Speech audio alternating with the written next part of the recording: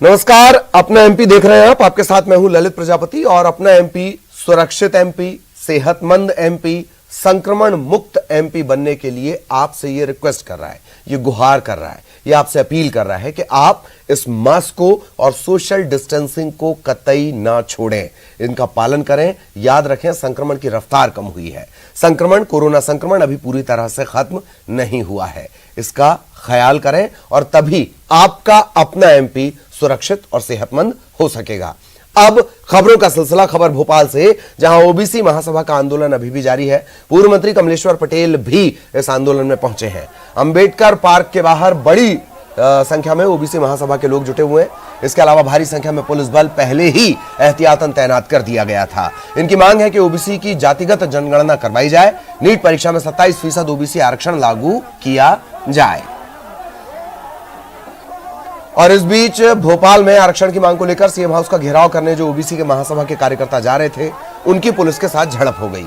OBC महासभा के सदस्य police से भिड़ गए। जगह जगह पुलिस बल पहले ही तैनात कर दिया गया था। सड़कों पर बैरिकेड्स लगाए गए थे। पुलिस ने ओबीसी महासभा के सदस्यों को हिरासत में लिया है। डीआईजी इरशाद वली के समझाने के बाद भी डेलीगेशन के सदस्य नहीं माने। विरोध के तौर पर वो सड़क पर लेट गए।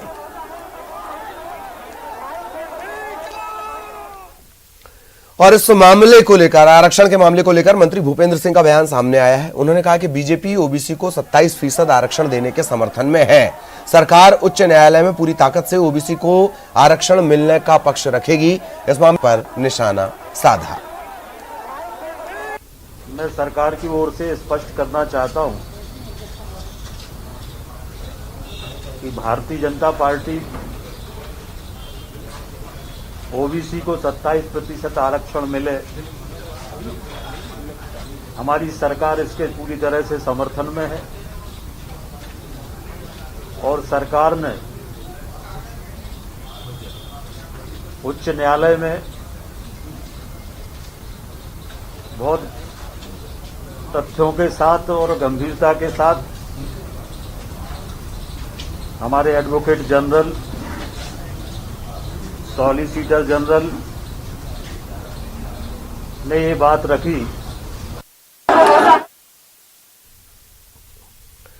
सहयोगी रंजना इस वक्त हमारे साथ जुड़ी हुई है, सीधा बात करते हैं उनसे। रंजना, एक क्या कुछ अपडेट है, ये जरा बताएं, फिलहाल क्या स्थिति है? पुलिस भी तैनात है। दूसरा और महत्वपूर्ण सवाल यह कि पहली बार भूपेंद्र सिंह, अगर मैं गलत नहीं हूं तो पहली बार यह साफ किया गया कि सरकार या बीजेपी ओबीसी आरक्षण के पक्ष में है। वरना इससे पहले तो जब भी यह सवाल पूछा गया तो नेहरू से लेकर गांधी परिवार तक की कमियां गिनाई गई हैं। तो ये जो सेंटेंस है कि सरकार ओबीसी आरक्षण के पक्ष में है, इसे रिकॉर्ड में लाना चाहिए। रंजना जी ललित, बिल्कुल सही कहा आपने, क्योंकि आरक्षण अब सियासत का एक अहम हिस्सा है और अगर इससे पार्टियां अगर इसको समर्थन नहीं देती तो शायद चुनाव में या फिर कोई महत्वपूर्ण बात है जब उनको इससे हाथ जनता का समर्थन शायद ना मिले। और यही वजह है कि अब पार्टियां सियासी नजरिए से अगर देखा जाए तो शायद आरक्षण के मुद्दे पर इनकार नहीं कर सकती। और अब साफ तौर पर रंजना आपको रोक रहे हैं। टीएस सिंहदेव इस वक्त नजर आ रहे हैं। छत्तीसगढ़ की सियासत पर नजर हम डाल रहे हैं। टीएस सिंहदेव इस वक्त कुछ कह रहे हैं। वो उनकी भूमिका ना हो वो उनका देखना है। हम लोग की जो जिम्मेदारी है एक टीम के रूप में मुझे उसे निभाना है। समस्या इसको सुलझाने के लिए क्या आला कमान से बात हुई?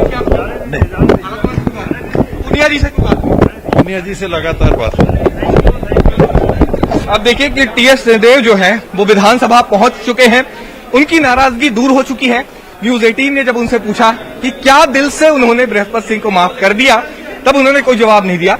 लेकिन शायद जो शर्तें सरकार के पास रखी थी या सरकार से जिस स्पष्ट जवाब की मांग टीएस सिंहदेव ने की थी वो पूरी हुई है और इसलिए फिर एक बार विधानसभा पहुंचे हुए हैं। और जिस तरह से पूरा घटनाक्रम इतने दिनों से चल रहा था, इस पूरे घटनाक्रम का आज पटाक्षेप हुआ है।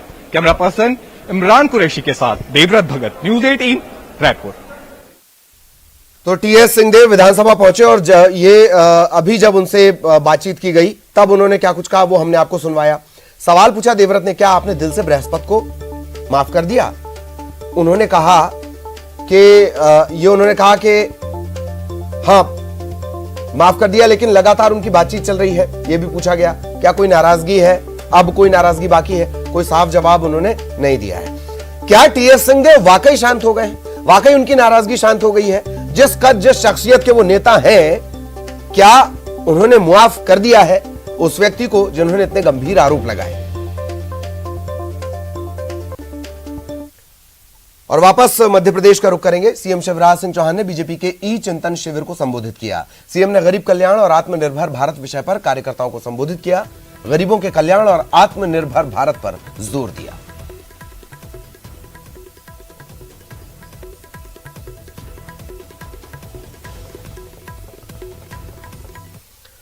इधर गृह मंत्री नरोत्तम मिश्रा ने अवैध शराब के कारोबार पर दिग्विजय सिंह के ट्वीट पर पलटवार किया। कहा कि कमलनाथ सरकार में तत्कालीन मंत्री उमंग सिंगार ने खुद दिग्विजय सिंह को शराब माफिया बता दिया था। उन्होंने यह भी बताया कि उनकी सरकार लगातार माफिया के खिलाफ कार्रवाई कर रही है।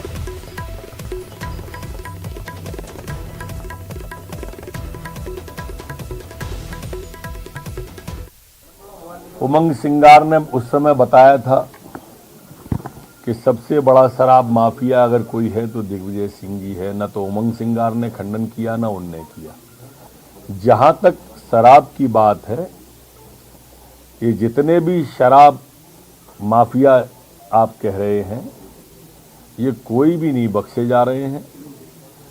कल ही जो मुख्य आरोपी था जयपाल सिंह, उसको गिरफ्तार कर लिया गया है। कल माननीय मुख्यमंत्री जी ने स्वयं ने इसकी बैठक ली थी, मैं भी था।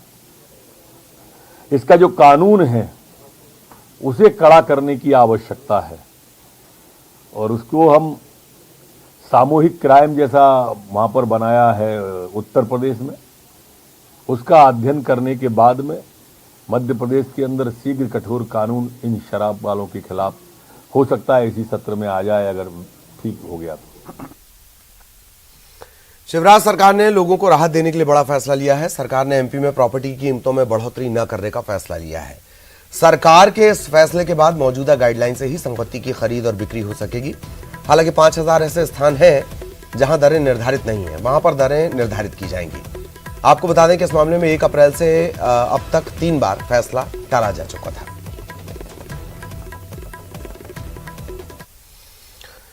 सीएम शिवराज के बेटे कार्तिकेय उच्च शिक्षा की पढ़ाई के लिए अमेरिका जाएंगे। यूनिवर्सिटी ऑफ पेंसिल्वेनिया से मास्टर्स इन लॉ करेंगे, कानून की पढ़ाई। अमेरिका जाने से पहले कार्तिकेय बुदनी की जनता के बीच भावुक हो गए। उन्होंने पिता शिवराज और मां साधना सिंह की मौजूदगी में भावुक स्पीच दी। आपको बता दें कि मध्य प्रदेश की राजनीति में कार्तिकेय सक्रिय थे। 2018 विधानसभा 2019 लोकसभा चुनाव में उन्होंने सक्रिय भूमिका निभाई थी। में आप लोगों ने जीवन में इतनी उपलब्धियां दी हैं जिसका मैं चाहकर भी एहसास नहीं चुका।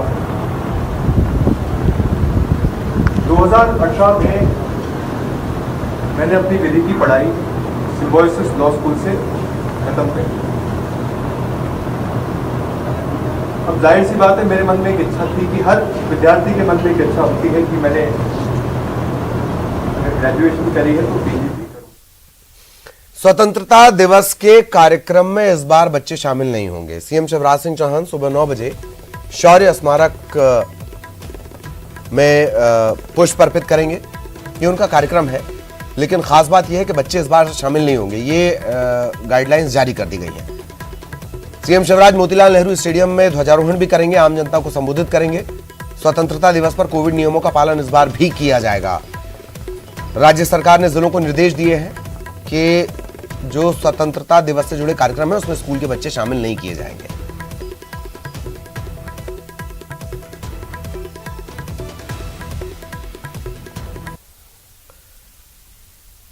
इधर टीकमगढ़ में छेड़खानी और प्रताड़ना से परेशान होकर एक नाबालिग ने खुदकुशी कर ली। बताया जा रहा है कि गांव के ही 3 लड़के इसे परेशान किया करते थे। युवती पर फोन से बातचीत करने के लिए उसे नाबालिग को माफ कीजिएगा, इसे फोन पर बातचीत करने के लिए ब्लैकमेल कर रहे थे। इससे तंग आकर इसने जहर खाकर खुदकुशी कर ली। आरोपी लड़कों के खिलाफ मामला दर्ज है। ये सब फरार है, तलाश इनकी की जा रही है।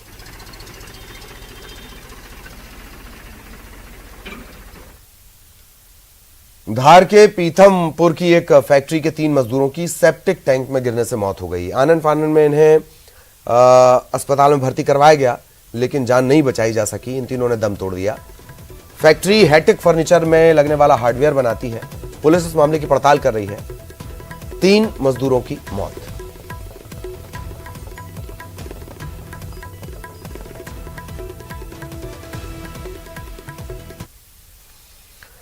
डिंडौरी में अफसरों की लापरवाही और मनमानी का हैरान कर देने वाला मामला सामने आया है। 39 लाख के टैक्स को लेकर जल संसाधन विभाग और नगर परिषद 30 साल बाद जागा है। दरअसल नगर परिषद डिंडौरी पर तकरीबन 39 लाख रुपए का वाटर टैक्स बकाया है। इसकी वसूली के लिए जल संसाधन विभाग ने नगर परिषद कार्यालय को 30 साल बाद नोटिस जारी किया। हैरान करने वाली बात यह है कि परिषद ने पिछले 30 साल से टैक्स जमा ही नहीं किया था और जल संसाधन विभाग के अधिकारी भी अब अचानक वसूली के लिए सक्रिय हो गए। परिषद ने 1990 से न तो नर्मदा नदी से पानी लेने पर टैक्स जमा किया, न जल संसाधन विभाग वसूली के लिए सक्रिय नजर आया। 38,95,200 रुपए जमा करने का नोटिस आया है, तो अब आरोप प्रत्यारोप शुरू हो गए।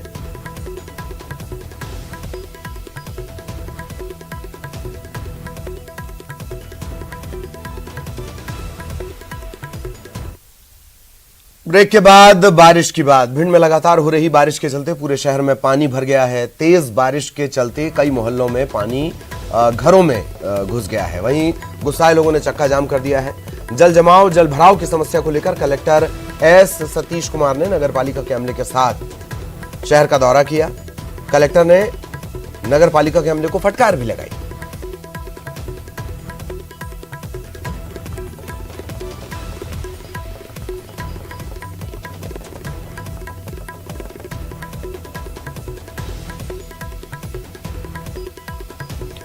तो भिंड की ये तस्वीरें इस वक्त आप देख रहे हैं। लगातार बारिश के चलते स्थितियां अब बिगड़ने लगी हैं। पूरे शहर में पानी भर गया है। निचले इलाकों में घरों में पानी भर गया है। कलेक्टर खुद नगरपालिका के अमले के साथ निकले तो फटकार भी लगाई कि आखिर ये स्थितियां बनी क्यों।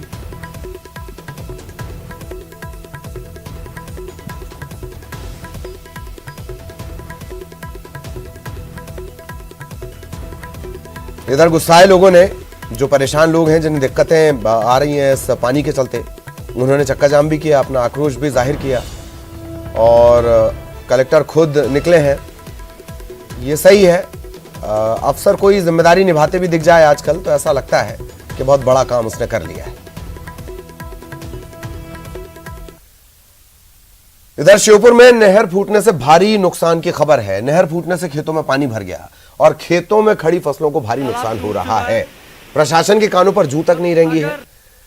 अगर जल्द ये पानी नहीं रोका गया तो तालाब खाली हो जाएगा। आने वाले समय में निस्तार के लिए, सिंचाई के लिए पानी की दिक्कत होगी। लगातार बारिश के चलते ये स्थिति बनी है। अब तक जो जानकारी मिली उसके मुताबिक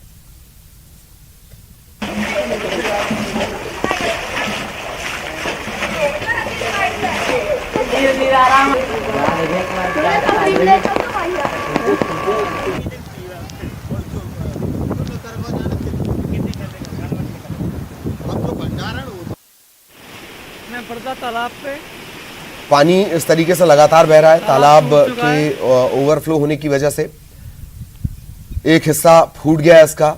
हालांकि जो न्यूज़ 18 की पड़ताल है उसमें यह भी सामने आया कि घटिया निर्माण की बात कही जा रही थी।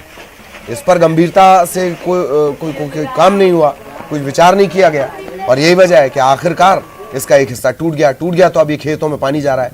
2 नुकसान इसके सीधे प्रत्यक्ष तौर पर हैं। एक, आगे के लिए पानी नहीं मिलेगा इस तालाब का पानी अगर बह गया तो, जबकि ये प्रमुख स्रोत में से एक है।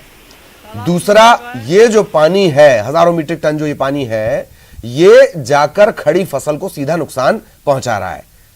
लापरवाही इसी से समझ लीजिए कि इत्तला करने के बाद भी प्रशासनिक अमले ने किसी गंभीरता से कोई काम किया नहीं है। तालाब से सटी जो निचली बस्तियां हैं, निचले इलाके हैं, वहां घरों में पानी घुस गया है। इधर डिंडौरी जिला मुख्यालय समेत आसपास के इलाकों में तेज बारिश के चलते अब नदी नाले उफान पर हैं। बाढ़ का पानी पुल के ऊपर से बह रहा है। सावधानी बरतने के बजाय लोग जान जोखिम में डालकर पुल पार कर रहे हैं। ये तस्वीरें, लापरवाही की ये तस्वीरें अमरपुर इलाके की हैं। खरमेर नदी लगातार उफान पर है। चटिया खजरी के पुल से करीब 4 फीट ऊपर बाढ़ का पानी होने के कारण वाहनों की आवाजाही तो बंद कर दी गई, लेकिन बावजूद इसके लोग छोटे छोटे बच्चों को लेकर पैदल उफनते पुल को पार कर रहे हैं। रामगढ़ होकर अमरपुर विकासखंड पहुंचने वाला मार्ग में भी खरमेर नदी पर जो पुल बना है वो डूब गया है। लिहाजा अमरपुर विकासखंड मुख्यालय पहुंचने के जो दोनों रास्ते हैं वो फिलहाल बाधित हैं। सतना के अबेर गांव का आल्हा तालाब फूट जाने से कई घरों में पानी भर गया। इससे किसानों को भी काफी नुकसान का सामना करना पड़ा है। खेतों में उड़द और तिल बोया गया है, उसे नुकसान पहुंच रहा है। बीती रात कोटर इलाके में जोरदार बारिश हुई। मछली पकड़ने वालों की चांदी जरूर हो गई, लेकिन खेती किसानी वालों की मुसीबत आ गई, आम लोगों की मुसीबत आ गई। हम वीडियो वाला आई थे।